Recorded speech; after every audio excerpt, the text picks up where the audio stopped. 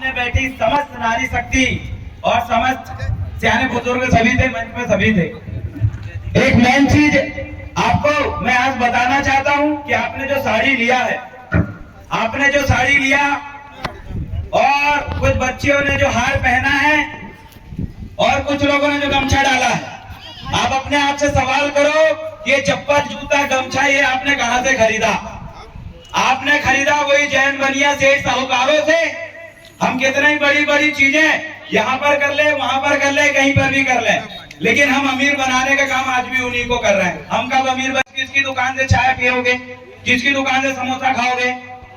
अभी urea DAP लेने की जब बात आएगी तो किसकी दुकान से आप ब्लैक में यूरिया डीएपी मक्का के लिए लेके आओगे? आप सभी चीजें जो खरीदते हो दूसरे के यहाँ से खरीद रहे हो और अमीर वो बन रहा है, और हम यहाँ पर रो रहे हैं कि आज हम पीछे हैं और वो आगे हैं। दूसरी चीजें आप देख लीजिए, जब आप शहरों में जाते हो, गांव में जाते हो, सब जगह जाते हो, हमारे लोग आज छोटे छोटे धंधा व्यापार से क्यों नहीं जुड़ा? अनाज तेल भी आप खरीदते हो, तो वो तेल भी आप किससे खरीद रहे हो? आप इसमें भी विचार करने की जरूरत है। मैं आपको इस और इशारा कर रहा हूं कि बड़ी मजदूरी की जगह हम अपने लोगों के तो अनाज गेहूं बेच दें, हमारे कुछ रुपए में कितना लगेगा? अगर 20 रुपए किलो आपने चावल खरीदा, अगर आप 22 रुपए किलो भी, 25 रुपए किलो भी दे तो हमारा लोग तो आगे बढ़ेगा ना। हम हर चीज जब दूसरे से खरीदेंगे तो दूसरा व्यक्ति आगे बढ़ेगा। और रही बात यहाँ की डैम क्षेत्र की बात है, मैं रात में 12 बजे रात तक आपके संगम 1 और संगम 2 क्षेत्र में मैंने मीटिंग किया। दारू पी के वहां पर लोग आए, लेकिन उन लोगों ने कहा कि हम अपनी 1 इंच जमीन भी नहीं देंगे, क्योंकि हमारा माचागोड़ा डैम भी उठा था। माचागोड़ा डैम उठा, वहां पर से मैं विस्थापित आपके सामने खड़ा हूं। 80 लाख 90 लाख 1-1 करोड़ रुपए हम लोगों को मिला है। उतना पैसा मिलने के बाद भी हमारा विकास हुआ क्या? 9 लाख रुपए एकड़ से जमीन मिली, 8 लाख रुपए एकड़ से मिली, और आधे से ज्यादा तो बुआ और मौसी ने बंटवारा में ले ली। क्या हुआ? आपको कोई लॉलीपॉप दे रहे? अगर आप 1 एकड़ जमीन भी अगर आप दे रहे, आपका डैम डूब क्षेत्र में अगर बेटा, मैं बता रहा हूं, जो परिवार मुर्दा बैठा था वो भी आपसे आगे हिस्सा मांगेगा और आपके हाथ में 0 बटा सन्नाटा। ढंग से 25 बोरी गेहूं नहीं होती, 40 बोरा मक्का नहीं होता। ये सब नुकसान है विस्थापन के। मैं आपको बारंबार बताना चाहता हूं, अगर आपको लगता है कि 10 लाख रुपए 5 लाख रुपए एकड़ दे दे तो जैसे मुआवजा मिलेगा, बाजू वाले गांव में या बाजू वाले जिले में जमीन का रेट बढ़ जाएगा। फिर नुकसान हुआ है, फिर बर्बादी हुई है। इसलिए आपसे मैं निवेदन करता हूं, कोई विरोध करे न करे, आप सबसे पहले विरोध करिए, अपनी 1 इंच जमीन भी मत दीजिए। अपने समाज में खाने पीने से लेकर आप इतनी बड़ी बताना, 40% आदिवासी है, 100 में से 40 आदिवासी छिंदवाड़ा में। आप अगर अपने कपड़ों की दुकान अगर खोलते हो तो दूसरे समाज का व्यक्ति अगर कपड़ा, जूता, चप्पल, टीकी, मुंदी, लिपस्टिक अगर नहीं मिलेगा, अगर आपका ही समाज का व्यक्ति मिलेगा तो भी आप यहाँ पर राज कर सकते हो, व्यापारिक क्षेत्र में, आर्थिक क्षेत्र। हमारे बच्चों को बताइए, उनको समझाओ कि आज तुम चंद इधर उधर ग्रुप बना के नेता नगरी कर लोगे, जब वो दुश्मन, जब आप तुम आगे बढ़ने लगोगे, दुश्मन जब तुम्हारे पीछे लगेगा और जब तुमको अंदर भरेगा तो तुम पीछे देखोगे, तुम्हारे सामने कोई नहीं है। इसलिए लिंक बना के रखो, चाहे बीजेपी में हो, कांग्रेस में, हमारे समाज के नेता जो भी कोई है, क्योंकि उनके साथ भी कल दिक्कत होगी तो उनको भी समाज याद आएगी। सबसे व्यवहार बना के रखो, सबसे जुड़ के रखो, चाहे वो अधिकारी संगठन हो या कर्मचारी संगठन हो। मेरे समाज के जो बुजुर्ग यहाँ पर बैठे हैं, माताएं बहनें आप यहाँ पर बैठे हैं, जब थाना में आपके साथ समस्या आती है, कोर्ट कचहरी में जब आपके साथ समस्या आती है तो आप क्या करते हो? अभी वहां जाते हैं, कहीं की बच्ची का बलात्कार हो गया, कहीं का जमीन छिन गया, वहां जाके वकील ढूंढते हैं। हमें इसके लेकर भी प्लानिंग करना पड़ेगा, समाज में ये सॉल्यूशन समाधान निकालना पड़ेगा कि हमारे समाज का एक वकीलों का ग्रुप हो और वो सिर्फ ये काम करे कि हमारे समाज का कोई व्यक्ति जाए, अगर उसके पास 1 रुपए भी नहीं है तो 100 रुपए में तो उसका काम कर दे, 50 रुपए में तो उसका काम कर दे। इन सभी चीजों को लेकर यही बैठ के आप और हम सबको प्लानिंग बनाना पड़ेगा, और आपको इस बात पे भी ध्यान देना पड़ेगा कि आपके क्षेत्र में घुसकर कई बाबा भिखारी आकर आपके महिलाओं और बच्चों को गलत ज्ञान दे रहे हैं, समाज संस्कृति खत्म कर रहे हैं। आपका अस्तित्व तभी बचेगा तब आप बाबा भिखारियों को दान देना बंद करेंगे। और ऐसे जो कार्यक्रम होते हैं, समाज होते हैं, जैसे अभी सर ने बताया, इनका गांव में गया था, इनके गांव के स्कूलों में गया था, थोड़ा थोड़ा चंदा सिर्फ अपने लोगों के लिए दीजिए, दान दूसरे लोगों को मत दीजिए। हर मंच में मैं इस बात को बोलकर यहाँ पर भी दोहराऊंगा कि दान सिर्फ अपने लोगों को दीजिए, मतदान भी सिर्फ उसी को दीजिए जो आपके लिए लड़ने मिलने के लिए तैयार हो, और सम्मान भी सिर्फ उसी व्यक्ति को दीजिए जो आपके लिए काम करने के लिए तैयार हो। दान, मतदान और सम्मान अगर आप दूसरे को दोगे और वो उल्टा आपको आगे डसेगा तो आपका कभी जीवन में विकास नहीं होगा। हम सब व्यापारिक क्षेत्र में काम कर रहे हैं, भाई काम कर रहे हैं, जितने युवा सब लोग भिड़े हुए हैं, अधिकारी कर्मचारी मेरे साथ आए, दुर्गा प्रसाद मसराम सर, पवन सरियाम भाई, सभी लोग अपने अपने स्तर पे काम कर रहे हैं। सिर्फ आपसे एक ही उम्मीद रखते हैं कि किसी भी तरीके से आप जुड़े रहे, गांव में बैठें और आगे बढ़ें। ऐसे कार्यक्रम ढेरों होंगे, लेकिन कार्यक्रम सफल कब होंगे? जब गांव गांव में आप अपने समाज के लिए छोटी छोटी समस्या के लिए चर्चाएं करना शुरू कर देंगे। आपको खत्म करने के लिए पूरी कोशिशें चल रही है। जैसे अभी सतीश पेंडाम दादाजी ने कहा, राजेंद्र साहब विके जी ने यहाँ पर अभी बातें आपको कहें, लेकिन आप अपने आप से सवाल करें, आपने अपनी संस्कृति, आप आदिवासी हो, इसके कितने प्रमाण आपने बचा के रखे? आप इसमें अपने आप में सवाल करें। बालाघाट के अंदर वहां एक बाबा घुस के आदिवासी क्षेत्रों में घुसकर उनके धर्म परिवर्तन का काम कर रहा है, सरकार उनकी मदद कर रही है। जब हमारा एक व्यक्ति हाईकोर्ट में जाता है, उद्दे वकील साहब हाईकोर्ट में, वो वकील जज साहब को बोलता है कि माननीय, आदिवासी क्षेत्र जो 5वीं अनुसूचित क्षेत्र है और आदिवासी क्षेत्र में जो 5वीं अनुसूची है वहाँ 13 दिन का आदिवासियों को रूढ़ी प्रथा को विधि का बल प्राप्त है। वहाँ पर दूसरे धर्म का व्यक्ति अपने न धर्म का प्रचार करेगा न गैर धर्म की वहाँ पर कोई गतिविधि संपन्न होगी, लेकिन उसको जज होलकार के भगाता है। क्यों? आज न्यायिक सिस्टम में भी आपके जज नहीं बन पाए, 0.1 नंबर से आपको फेल करके भगा दिए। हमारे सैकड़ों ST SC OBC के बच्चों को जज नहीं बनने दे रहे हैं ये लोग, कौन नहीं बनने दे रहा है? वही मानसिकता के लोग जो आज हमारा एक आदिवासी समाज का उद्दे गोत्र का वकील खड़ा होकर हाईकोर्ट में बहस करता है, उसकी बात को नहीं सुना जाता, उसको बोलता है, जब बता आदिवासियों की क्या मान्यता है और आदिवासी मान्यता संविधान में कहाँ है? अरे आदिवासियों को स्वशासन का अधिकार दिया हुआ है। जब संविधान नहीं बना था उससे पहले आदिवासियों ने अंग्रेजों से लड़के अपने अधिकार ले लिए थे। वो आदिवासी समाज है जो इस देश का मालिक है, और जो इस देश का मालिक समाज आदिवासी है, तो दूसरे धर्म का राष्ट्र आप कैसे बना लोगे? जिस देश का मालिक आदिवासी है और आप बोलते हैं हम फलाने धर्म का राष्ट्र बनाएंगे।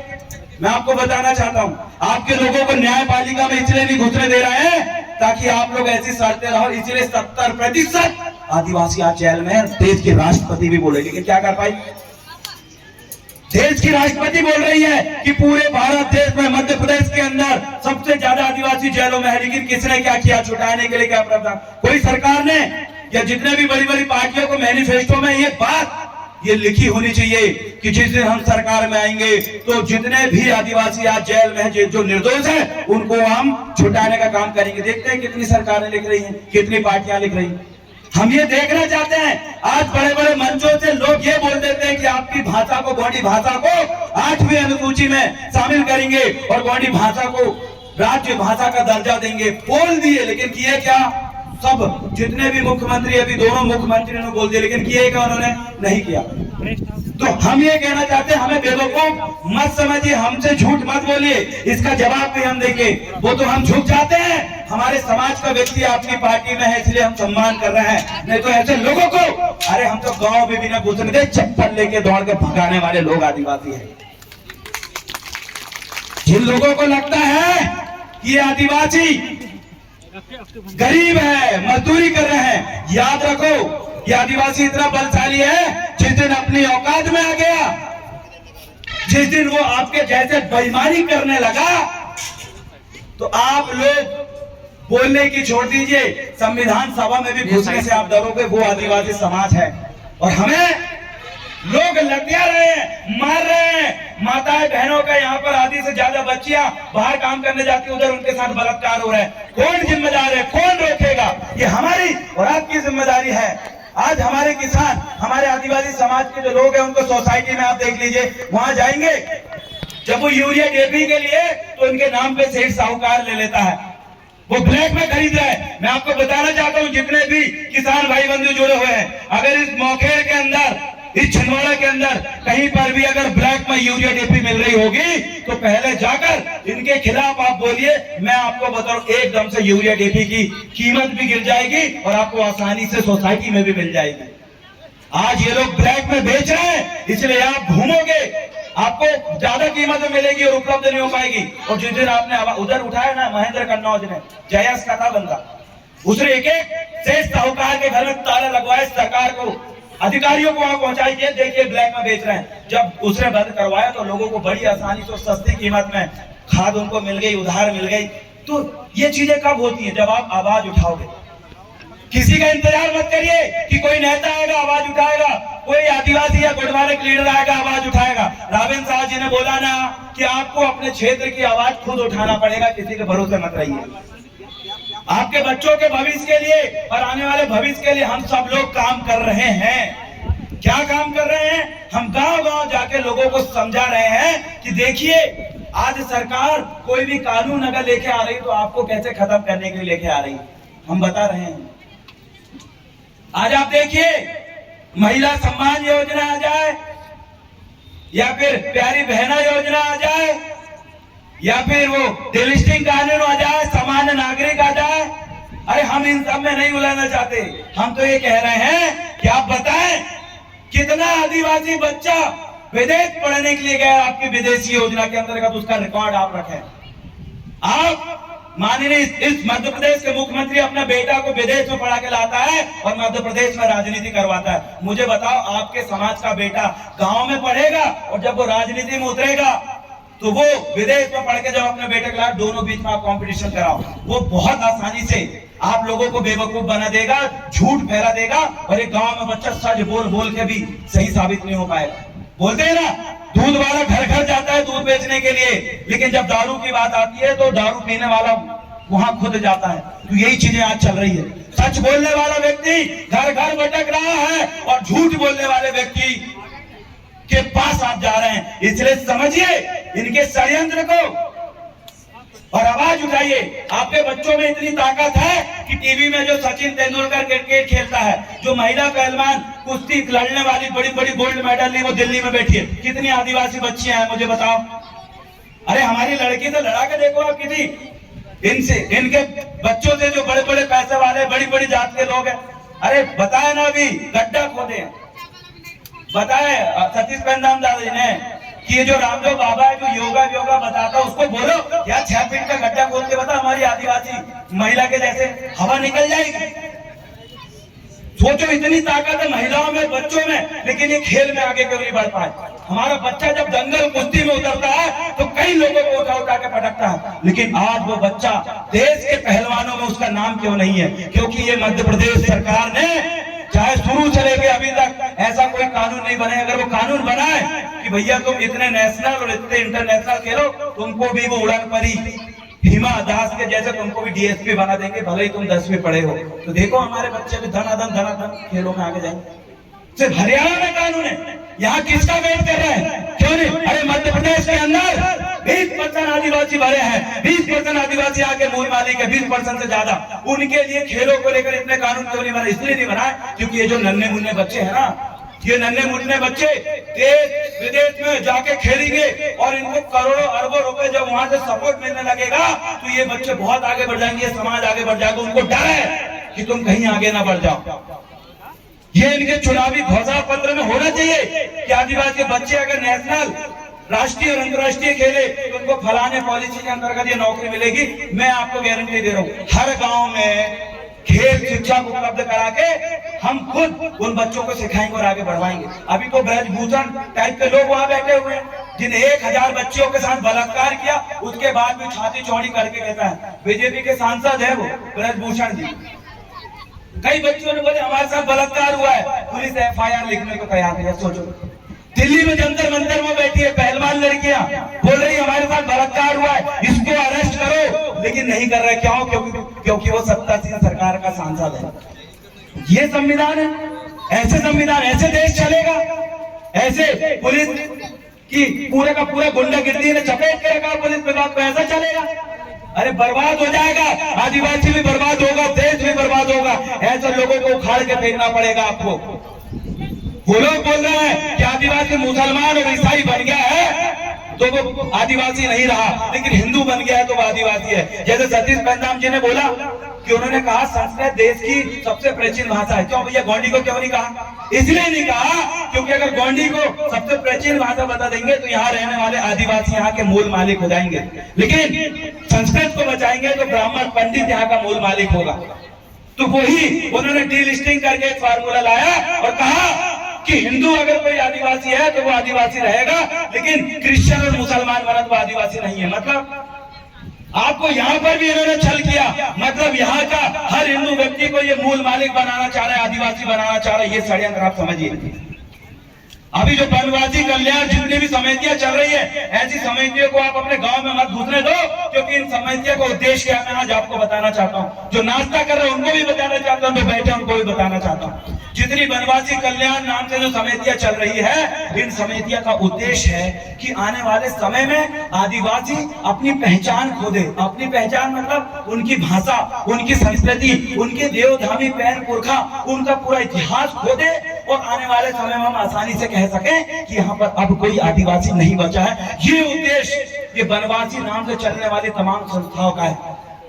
इनका उद्देश्य आपके आने वाले समय में जो पीला गमछा भी आप ना बोल पाओ, जय सेवा भी ना बोल पाओ, ये इनका उद्देश्य है। और अगर आप इनका उद्देश्य और इनकी मंशा को नहीं समझे तो आपके क्षेत्र के बच्चों को उठा के फ्री पढ़ाई दे रहा है। फ्री पढ़ाई, फ्री रहना खाना और VIP बढ़िया पंखा वंखा कूलर वूलर लगा दे रहे। मत उलझिए उन कूलरों में। वो आने वाले भविष्य को खत्म करने के लिए जो बच्चे हैं, आज से 20 साल बाद यही आने वाले भविष्य है, पहले इनको खत्म करेंगे। क्योंकि इनका जिस दिन माइंड से ये आदिवासियत और गोंडवाना निकल जाएगा तो आने वाले समय में वही है कि बोलेंगे क्या है गोंडवाना, हमें तो पढ़ाया नहीं। आप सोचिए, इनके षड्यंत्र को समझिए। जो उधर एक बाबा बालाघाट में जाकर हमारे लोगों को बोल रहे हैं कि सुनो मेरे वनवासी भाई, अरे आदिवासी हैं, कोई तो रहे, हमारी अपनी मूल पहचान है, कौन होते हो तुम उसको खत्म करने वाले? जब देश की सुप्रीम कोर्ट ने बोल चुकी है कि आदिवासी इस देश का मालिक है, तो क्यों नहीं मान रही यहाँ की सरकार है, क्यों नहीं मान रहे यहाँ के अधिकारी कर्मचारी? और याद रखना, पेशा कानून का झोल झुलूल को भी समझिए। अभी यहाँ पर कुछ गांव के लोगों ने एक प्रस्ताव बनाया, उन्होंने एक बढ़िया मेला करवाया। ये कहाँ का है? बुर्री कला के लड़के जहाँ खंडेरा बाबा, वहाँ मेला भरा। जब मेला भरा तो बढ़िया दुकान से जितने भी दुकान लगे उन सबसे जो गांव का टैक्स है वो लिए। भाई इतना इतना तुम्हें देना पड़ेगा। लोगों ने 10-10, 20-20 रुपए दिया और उसका काफी पैसा इकट्ठा हुआ। अब तहसीलदार का ये कहना है कि सुनो बुर्री कला वालों, तुमने जितने भी मेला से टैक्स वसूला है, जो पैसा वसूला है, वो हमारे पास राजस्व में लाके जमा करो। अरे अब भी तो शिवराज सिंह चौहान महोदय ने कहा है कि जितना भी मेले का और इन सारी चीज का जो टैक्स वसूली है वो ग्राम सभा संभालेगी। तो क्यों एसडीएम यहाँ पर उंगली कर रहा है? इतना परेशान कर दिया, मुझे बताइए। ग्राम सभा के प्रस्ताव को जब उन्होंने कहा कि फलाने क्षेत्र में हम इनको घुसने नहीं देंगे या ये फलानी सभा नहीं होने देंगे, नहीं माना कलेक्टर ने, नहीं माना एसडीएम ने। अरे आप एक तरफ बोलते हो माननीय मुख्यमंत्री जी कि पैसा कानून से हमने तमाम आदिवासियों को उनका पूरा अधिकार दे दिया, और दूसरी तरफ ग्राम सभा का आपने प्रस्ताव क्यों नहीं माने? बालाघाट में जो परसवाड़ा गांव है वो पैसा कानून वाला गांव है, वहां उन्होंने प्रस्ताव बनाया कि यहाँ कोई बागेश्वर धाम वाला बाबा नहीं घुसेगा क्योंकि यहाँ पूरे के पूरे आदिवासी रहते हैं। तो उस प्रस्ताव को नहीं माना गया। मतलब आपने पैसा कानून के नाम पे फिर आदिवासियों को चूतिया बनाया। आपने बोला कि जो जितने पैसा कानून वाले गांव है वहां के जो जमीनी विवाद है, कोई फलाने ठिकाने में जमीन कब्जा करके रखा है, तो आप नजरी नक्शा बना के पूरी की पूरी जमीन का फैसला गांव में कर सकते हो। एक भी फैसला नहीं हुआ कि किसी जमीन सुलझी क्या? अभी भी तामिया जुन्नार जो कोर्ट में हमारे लोग भटक रहे हैं। अरे जो पैसा कानून था उसके अंतर्गत तो गाँव में फैसला होना था। अरे कर भी लिए हमारे लोगों ने, लेकिन वो तहसीलदार और एसडीएम तो मान ही नहीं रहा। कहीं का पैसा कानून? हर कानून लाके इन लोगों ने सिर्फ आपको झूठिया और बेवकूफ बनाने का काम किया है, भ्रम फैलाने का काम किया, झूठ फैलाने का काम किया। मैं आप तमाम जनता को कहना चाहता हूं, झूठ परोसने वाले लोगों को बिल्कुल अपने क्षेत्र में मत घुसने दो। कब वो झूठ के साथ आपको जहर परोस कर आपको मार डालेंगे, आपको पता भी नहीं चलेगा। मत करो विश्वास। उन्होंने फिर अभी एक कानून लेके आ रहे हैं, सिविल यूनिफॉर्म कोड, समान नागरिक संहिता। इस कानून में लिखा हुआ है कि जितने लोग हैं सबको समान अधिकार, कोई को अलग से अधिकार नहीं। आप बोल रहे हैं हम आदिवासी हैं, यहाँ से हमारा विधायक भी आदिवासी रह आरक्षित सीट है। समान नागरिक कानून संहिता है तो यहाँ कोई आदिवासी विधायक नहीं बने, कोई भी बन जाएगा। सोचो, आपको पता ही नहीं था क्या है यूनिफॉर्म सिविल कोड। आपने बोला ना जो गाँव आदिवासी गाँव है यहाँ पे तो सरपंच आदिवासी बने रही है। और जब समान नागरिक आता है कोई आदिवासी सरपंच नहीं बनेगा, वो कोई भी आके बन जाएगा जब पास पैसा हो।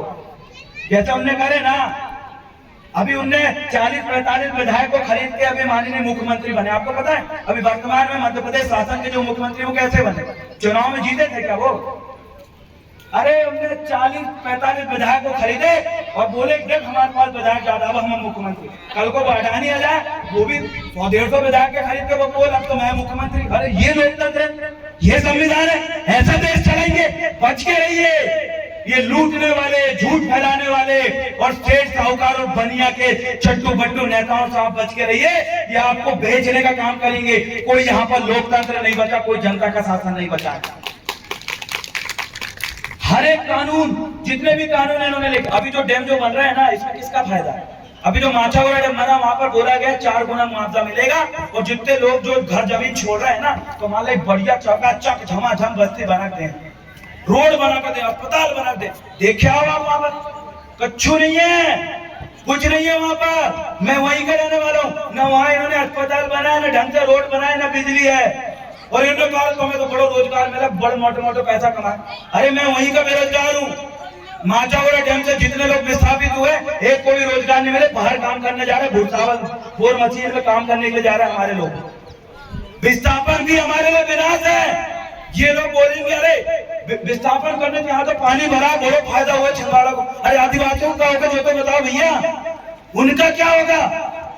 पूरे भारत देश में जहां जहां विस्थापन हुआ है, जहां जहां आपको उठा के भगा है, विस्थापन मतलब उठा के यहाँ तो वहां भगाना, जहां जहां आदिवासियों को भगाए इन लोगों ने, वहां पूरे पूरे आदिवासी बर्बाद हुए हैं, पूरे पूरे आदिवासी उजड़ गए हैं। इसलिए आप इस बात को समझिए, जो विस्थापन है वो आपका विनाश का कारण है।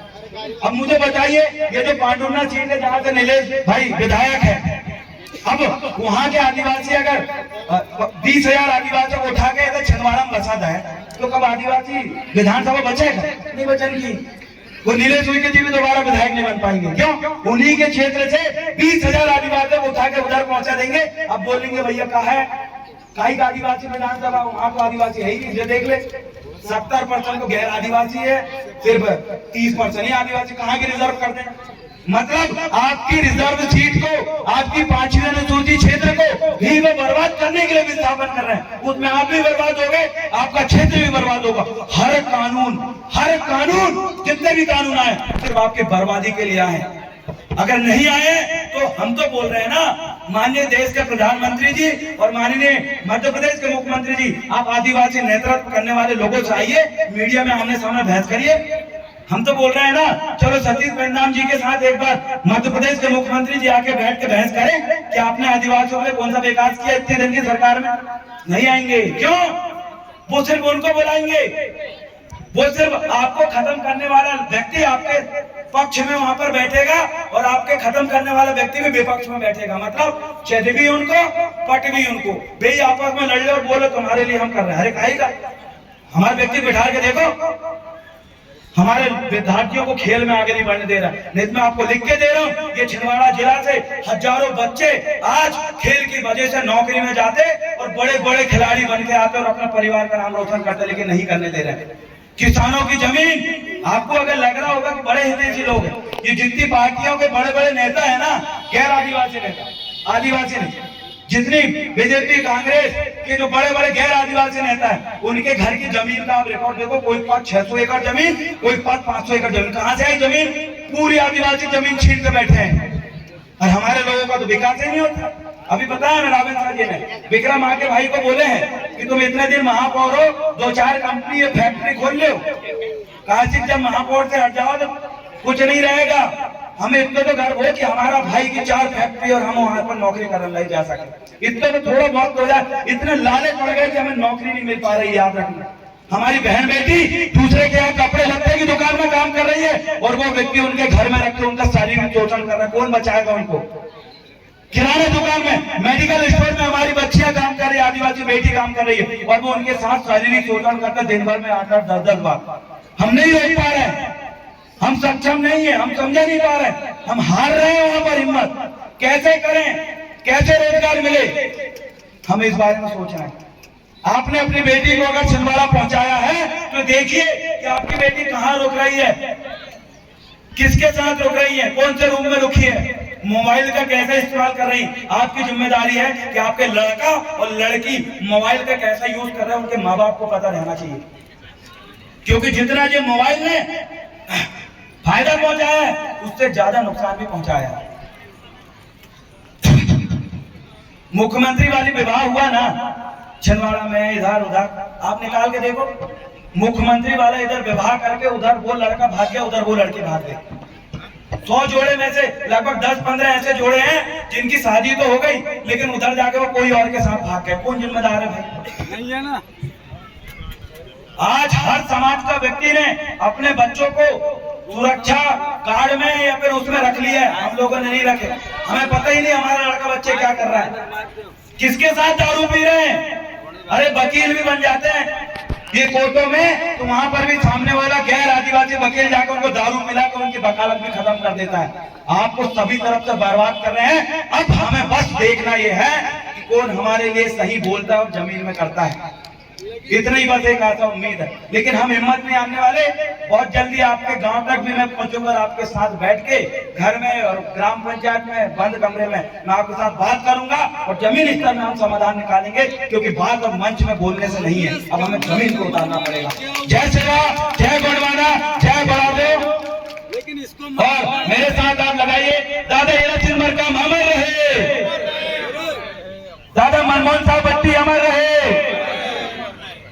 क्योंकि हमारे पुरखों ने बहुत लड़े हैं, हम इस बात को जानते हैं। दादा मनमोहन साहब बट्टी दिन रात एक किए, लाख उनके ऊपर आप लांछन लगा दो, लाख गलत हो सकते हैं, लेकिन उनकी मेहनत जो हमने गांव गांव में देखे, उनको एक बोरा के खड्डे में सोते हुए भी हमने देखा है। दादा हीरा सिंह मरकाम की टूटी हुई चप्पल से चलते हुए भी उनको जय सेवा बोलते हमने देखा है। उनकी वो कुर्बानी, उनकी वो मेहनत, उनको हम ऐसे ही नहीं छोड़ेंगे, ऐसा ही नहीं बोलेंगे, वो हमारे दिल में बसे। लगा सकते हैं बहुत सारे लांछन, बहुत सारे सवाल खड़े हो सकते हैं, लेकिन हम अच्छाई देखेंगे और ऐसे महान पुरखों, ऐसे महान लिंगोवासियों को हम नमन करेंगे और आगे बढ़ते जाएंगे। इतना कहकर मैं अपना स्थान यहीं पर विराम देता हूँ और बहुत बहुत धन्यवाद करता हूँ। मेरे साथ आए भाई कैमरामैन देवेंद्र भाई का, दुर्गा प्रसाद मसराम जी का, भाई पवन साहब सरियाम जी का, और भी साथी जो यहाँ पर अतिथि बन के आए हैं, उन तमाम को भी धन्यवाद। क्योंकि आप लोग साथ हैं तो आज एक मंच में हम समाज की बात कर पा रहे हैं। नहीं तो आने वाले समय में ऐसा समय आने वाला है कि आप मंच से और डीजे में ये भी नहीं बोल पाओगे कि जय आदिवासी, क्योंकि वहां पर भी आपको रोकने और टोकने के लिए प्लानिंग बनी है। मणिपुर में आदिवासियों को देखते ही गोली मारने का ऑर्डर निकल गया है। सोच के देखो, वो सरकार अगर दोबारा मध्य प्रदेश में बनी और आपको देखते ही गोली मारने का धोखा से ऑर्डर निकाल दिया तो आपका क्या होगा, फील करो। कितने लोगों ने मणिपुर में जिन आदिवासियों को गोली लगातार मारा जा रहा है, कितना मध्य प्रदेश में आंदोलन हुआ, नहीं हुआ, क्योंकि अब एक नहीं है। छत्तीसगढ़ में आदिवासी जो कि मजदूरी करने जा रहे हैं उसके पीछे भी एक गनमैन चल रहा है, मतलब वो भी खुला जंगल में रहने के बाद भी उसके पीछे पूरा का पूरा कटघरे में है। पुलिस वाले, सीआरपीएफ आर्मी के जवान उनके पीछे बंदूक लेकर घूम रहे। ये स्थिति आज आदिवासियों की है। अब ये स्थिति ना बने यहाँ पर, इसके लिए हमें क्या करना पड़ेगा? इसके लिए आपको सिर्फ एक चीज करना पड़ेगा, वो है अपनी समाज को इतना वैचारिक रूप से इतना संगठित कर लो, इतना संगठित कर लो कि समाज में एक अगर सुई भी चुभे तो आपके व्यक्ति चिल्ला के पूरा समाज उठना चाहिए। एक व्यक्ति को नहीं, सभी समाज को दर्द होना चाहिए। बहुत बहुत धन्यवाद। सेवा जवाहर, जय गोंडवाना। धन्यवाद।